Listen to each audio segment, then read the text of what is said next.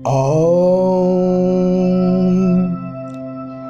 भद्रं कर्णेभिः शृणुयाम देवा। ॐ भद्रं पश्येम अक्षभिः यजत्राः स्थिरैरङ्गैः तुष्टुवाशं तनूभिः वैशं देवहितं जदायुः। ॐ शान्ति शान्ति शान्ति। আমরা আলোচনা করছিলাম মান্ডুক্য উপনিষদ নিয়ে। আমরা আগের দিন শুনেছিলাম আমরা যখন গভীর নিদ্রামগ্ন থাকি, আমরা যখন স্বপ্ন অবস্থার মধ্যে থাকি, আমরা যখন সুষুপ্তির পর্যায়ে পৌঁছে যাই, তখন এক একটা স্তরে আমাদের মধ্যে অনুভূতির পরিবর্তন হতে থাকে। আমরা যখন স্বপ্ন অবস্থার ঊর্ধ্বে থাকি, তখন আমাদের মনে কোনো কামনা বাসনা থাকে না। আমাদের মন তখন নিষ্ক্রিয় থাকে, আর একেই বলে সুষুপ্তি। জাগ্রত অবস্থায় বা স্বপ্নের অবস্থায় আমরা বস্তু সম্পর্কে সচেতন থাকি, কিন্তু সুষুপ্তির অবস্থায় আমাদের কোনো বিষয় বা কোনো দ্বৈত দৃষ্টি থাকে না।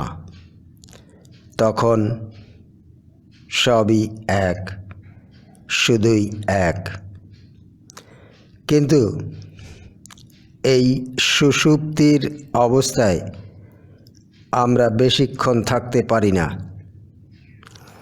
এ যেন এমন একটা অবস্থা, মনে হয় আমরা আমাদের লক্ষ্যে পৌঁছে গেছি, কিন্তু সত্য হচ্ছে এই অবস্থা থেকে আমাদের আবার ফিরে আসতে হয়। যে অবস্থা থেকে আমাদের ফিরে আসতে হয়, সেই অবস্থা হচ্ছে আত্মার প্রাজ্ঞ অবস্থা, অর্থাৎ আমাদের তৃতীয় অবস্থা বা সুষুপ্তির অবস্থা। আজ আমরা মান্ডুক্য উপনিষদের ৬ষ্ঠতম শ্লোক থেকে আলোচনা শুনব। উপনিষদ বলছে, প্রজ্ঞা হচ্ছে সমস্ত বস্তুর অধীশ্বর। এই প্রজ্ঞাই সর্বজ্ঞ, এই প্রজ্ঞাই অন্তর্যামী। সমস্ত বস্তু এই প্রজ্ঞা থেকেই উৎপন্ন হয়, আবার এই প্রজ্ঞাতেই লীন হয়ে যায়। প্রজ্ঞাই সমস্ত কিছুর কারণ।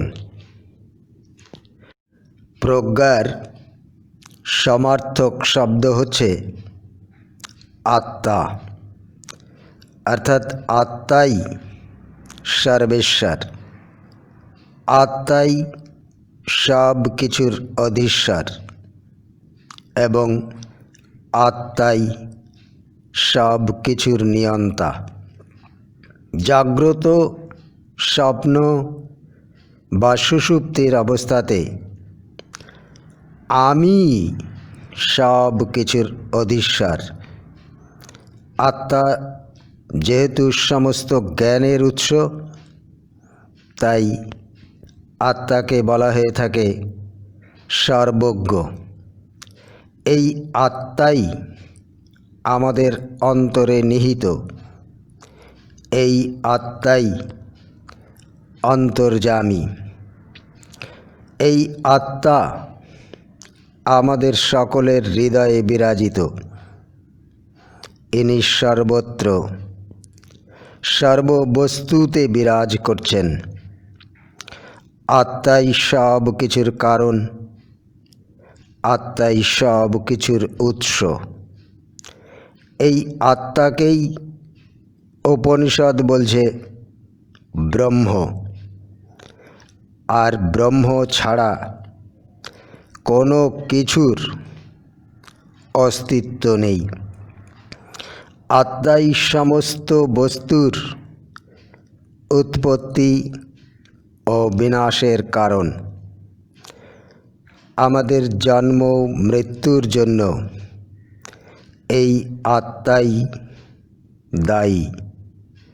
বলা হয়ে থাকে মৃত্যুর পর আমরা যেখান থেকে এসেছিলাম আমরা আবার সেখানেই ফিরে যাই, অর্থাৎ আমরা আত্মাতেই ফিরে যাই।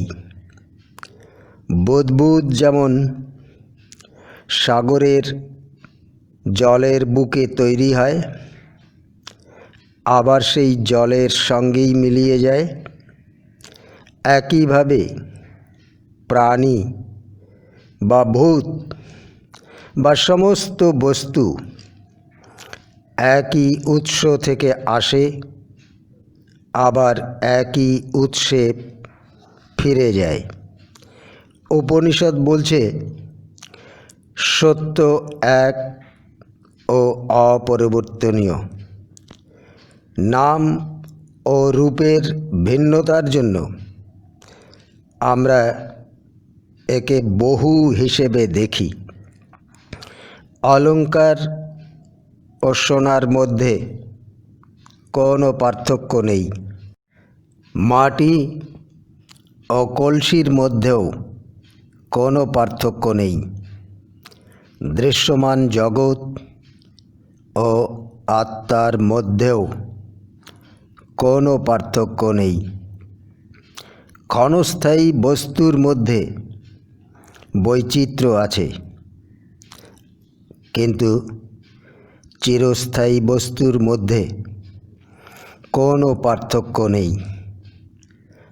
এখন কথা হচ্ছে কেমন করে আমরা বুঝব যে আমরাই সেই পরম সত্য।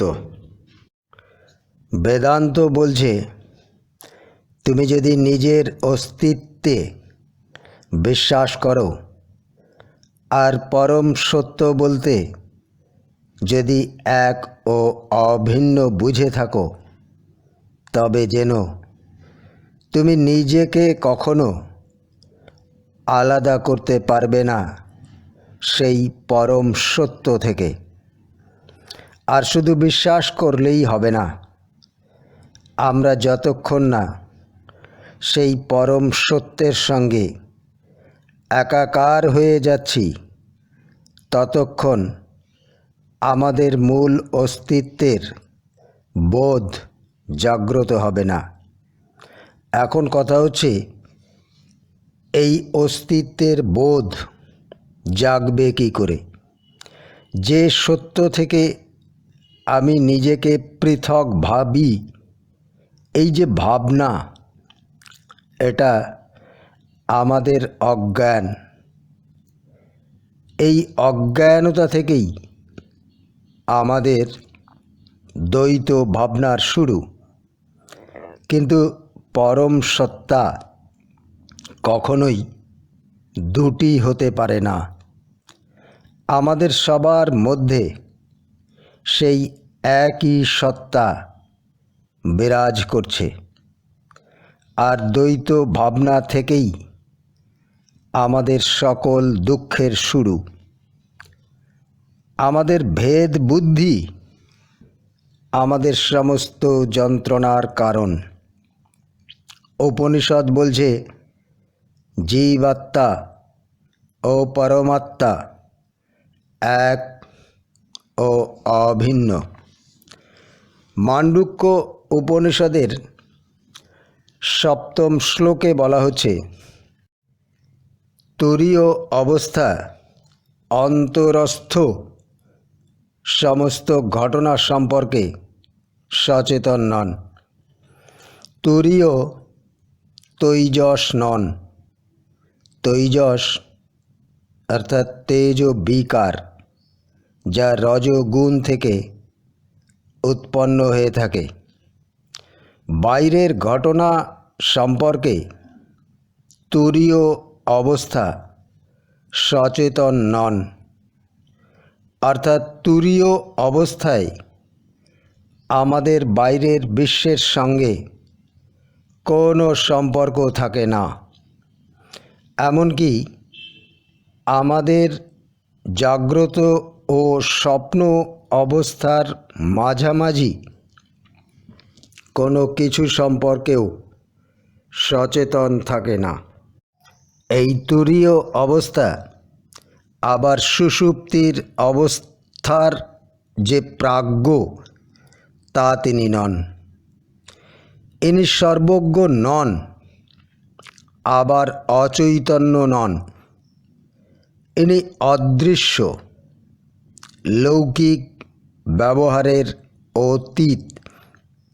কর্ম ইন্দ্রিয় বা জ্ঞান ইন্দ্রিয় এই দুয়ের ঊর্ধ্বে এনার অবস্থান। ইনি মনেরও অগোচর, এমনকি কোনো শব্দ দ্বারা ইনি নির্দেশিত নন। এই অবস্থায় অর্থাৎ তুরীয় অবস্থায় থাকে শুধু আত্মার চৈতন্য। এখানে জগতের কোনো অস্তিত্ব নেই। এখানেই শান্তি ও কল্যাণের মূর্ত প্রকাশ। এই চৈতন্য এক ও অদ্বিতীয়। যারা প্রাজ্ঞ অর্থাৎ তীক্ষ্ণ বুদ্ধি সম্পন্ন, আত্মজ্ঞান সম্পন্ন, তারা একেই বলে থাকেন আত্মা।